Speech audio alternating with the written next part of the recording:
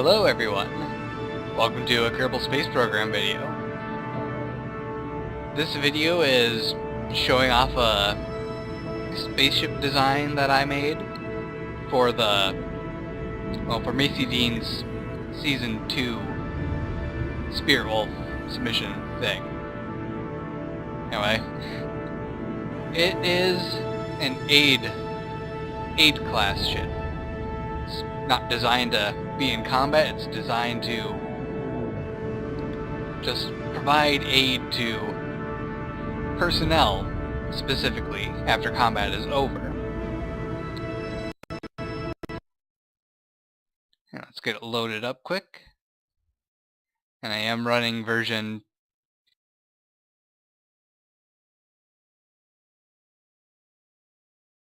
2. Alright, so I actually crashed trying to load the save file, which is kind of strange. Something about not being able to get the screen resolution rate or something. I don't know. But yes, I'm using version 0.21 of Kerbal Space Program, which is a nice change of pace because I've been using version 0.19 for most of 0.20's lifetime because of the mods I was using. But there are no mods in this. Not this one, yet, anyway. And we're going to go to the spaceplane hangar because that's where my spaceship actually is. Although it is not a plane. But it does kind of look like one. Sort of. Let's get it loaded. Personnel Recovery Transport. This is basically a ship designed to collect pilots and crew after a battle has been fought. That way they're not left floating in space waiting for anyone to pick them up. This is designed specifically to pick them up, right after the battle's been fought. Now let's go ahead and zoom up to where the actual ship is at. And it is right here. Now it's got 5 different lights on it. This is to make it much more visible if you're on the dark side of a planet or moon. So it's easier for wayward Kerbals to get to it. At least that's how I like to think of it in my mind.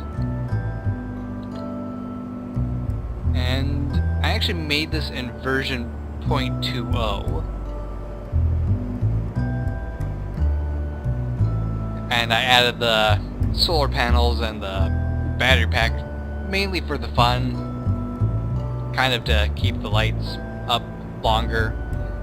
And then version 0.21 came out, and I had found out afterwards that when you are trying to rotate your ship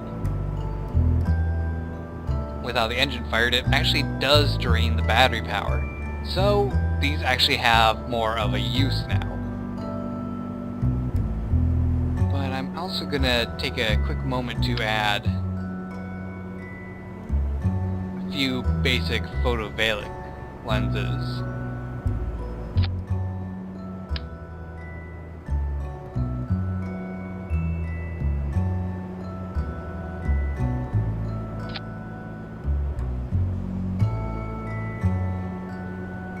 Just so that it's got more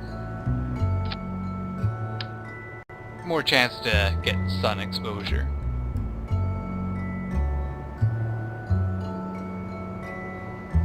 Probably not really necessary to do that, but I'd rather put them on right now. That way, if Macy wants them or not, well, he can take them off if he even uses my ship design. I really hope that he does, because that'd be pretty dang cool. Or I'm not going to beg for it, because that'd be kind of stupid. Now there's also RCS on here, which is seeming to be mainly useless, as the ship is actually quite capable of making sharp turns itself.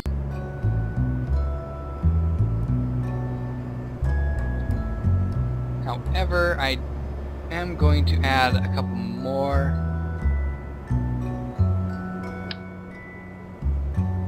no, I won't. The ship handles pretty decently so far. Adding more probably will just make it flip out. And we have some action groups placed around here. See, this actually doesn't need to be here anymore. In fact, let's switch this to action group 1, because it's basically the only action group I had. That's just to extend the panels more easily. Alright, and that's all the tweaking I feel that needs to be done. This thing is perfectly capable of achieving orbit itself. However, it's not meant to come back down from orbit, it's meant to stay there. So let's quickly save that and we'll launch it. Now the plan is we're gonna get up to 12,000 meters before we do our gravity turn. After that, it's pretty smooth sailing.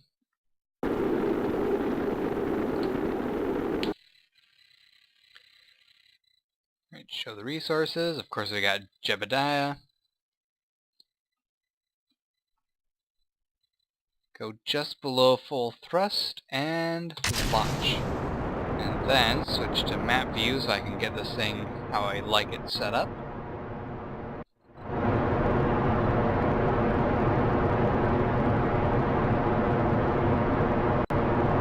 And we'll just wait for these things to empty and then we'll lose them. The side tanks are pretty much a booster, not much else. Although they do keep this thing full a little bit longer.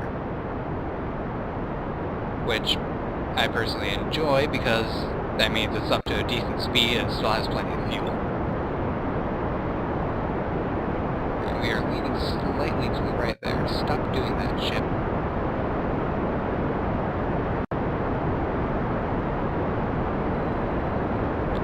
Okay, about 4,000 more meters. 3, 2, 1. Engage.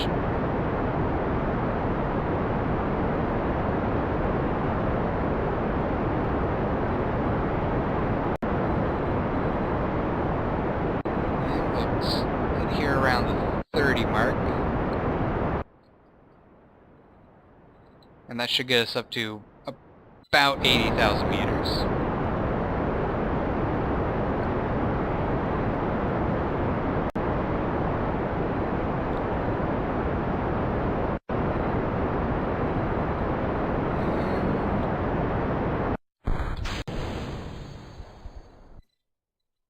Actually, that got us way past 80,000 meters. I think I actually was at 90 last time I did this. Or not 90, 20, the 20 degree mark.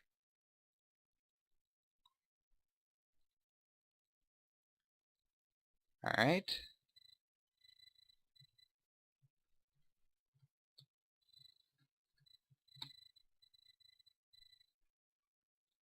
And we'll throttle all the way up just to see how fast it goes. Okay, so 3:22, so we should fire at about 1 minute 40, no. Yes, 1:41. I believe, yeah, 1:41. I second guess myself a lot when trying to calculate when I should start my burn. Okay.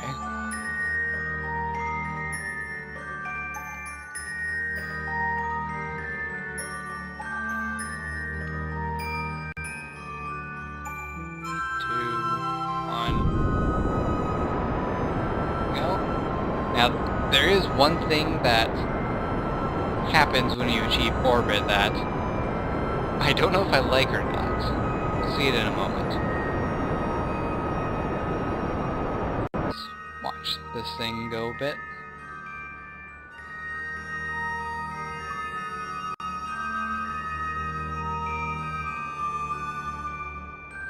It's expanding alright.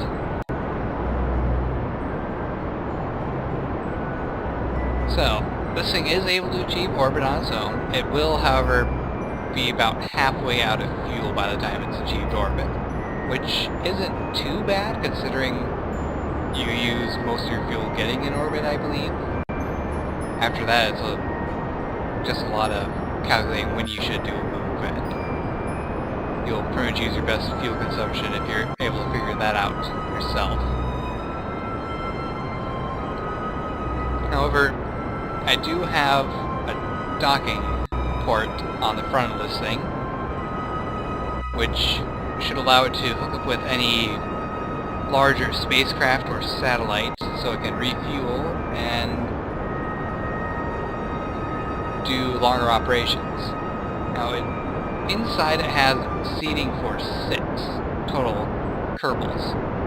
Now, they're not actually inside the rocket, which is kind of a choice I made based on size and making a compact design. I could have used the Hitchhiker storage units, however that would have made this thing about twice as big around. It also wouldn't really have required the nifty little wing style structures I put on. In fact, it already really doesn't. I just kind of have the wing structures on to add, surface space to add lights, the solar panels. Need to adjust my pointing a bit. Yeah, it's mainly decorative and kind of is a shielding for the Kerbals once they're inside, so no debris can smack them in the face or head.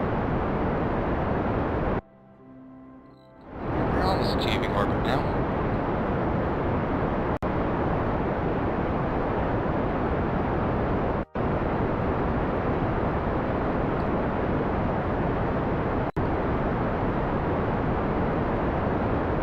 So, what was this thing again that you need to go? Oh, there we go. We have an orbit. Yeah, when you achieve an orbit, your camera flips around like that, and I don't know if I like it or not. It's kind of disorienting, but at the same time, it's a good way of indicating, hey, you did it. Congratulations. Oop. There we go. That is almost exact. Very good. So, we have an orbit.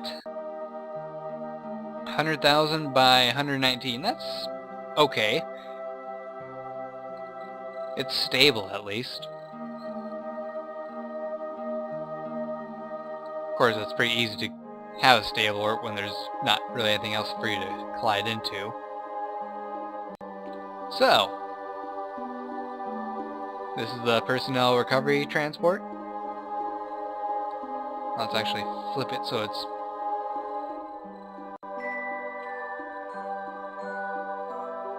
This is why I say I don't really need the RCS. However, the RCS is helpful when trying to move sideways and stuff. The problem is that, yeah, since I didn't put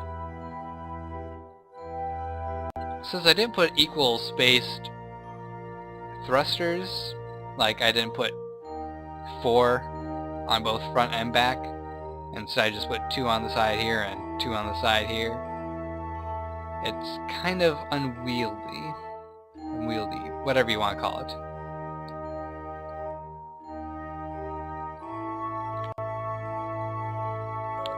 So, it probably would have been better for me if instead I put some linear thrusters on the top and bottom, and then a couple on the sides. That would have been the ideal solution. But it is functional.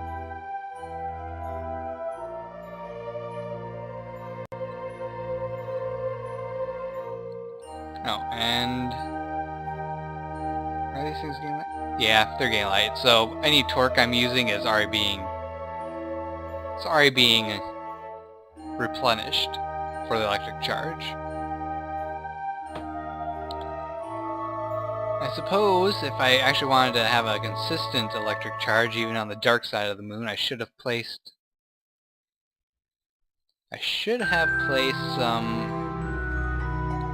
some of those special ones. I forgot what they're called, because I've never used them.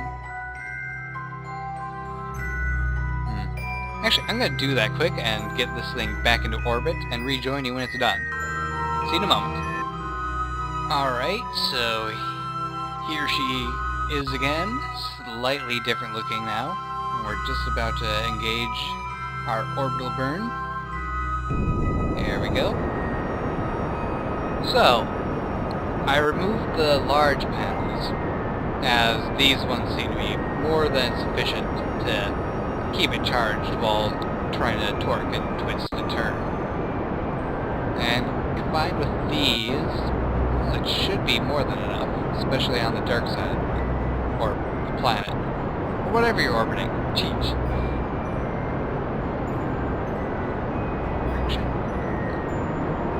So I've actually taken away and replaced. I took away the old thrusters and instead added these linear thrusters around the center of mass. So it should be able to maneuver perfectly fine. I will give it a test when we get into orbit to see if there's any twisting it does while trying to maneuver with RCS. I don't think there will be, but I'd rather make sure. We'll be achieving orbit in a minute and a half. So I have given thought before to making my own Let's Play stuff of Kerbal Space Program. I just don't know how I would do it.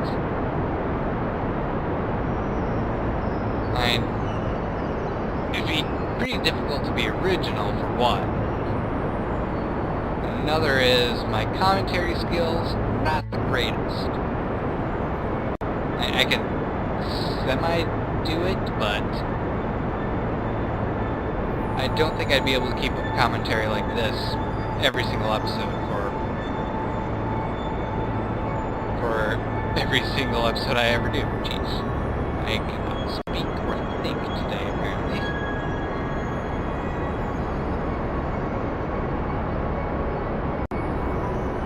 Well, I might do videos every now and then of ships I design that seem to function fairly well. And who knows, if I think they're good enough, I can try submitting them to Macy Dean for the Spirit Bowl stuff. Here we have an orbit, Ray. Start slowing down a bit.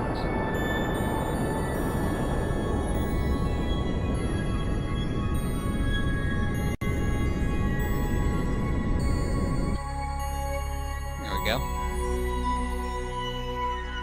Yeah, came close. Not as close as before. We actually have a lot more variation this time. But I think it'll do. Should do just fine. So, let's get ourselves flipped over.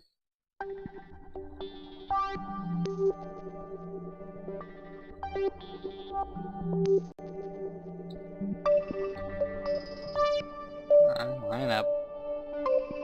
There we go.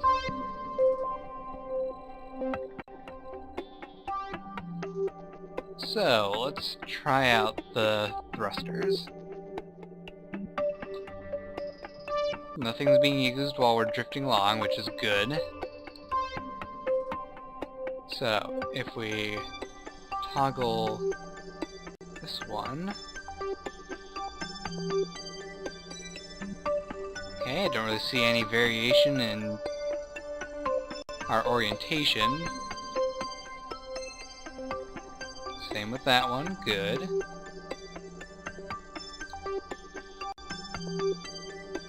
There's a little bit of twisting going on with that one, but that shouldn't matter too much. And same with that. And with the twisting stuff, all I have to do is turn off the RCS and kind of counter it with your own torque. So that's not bad at all.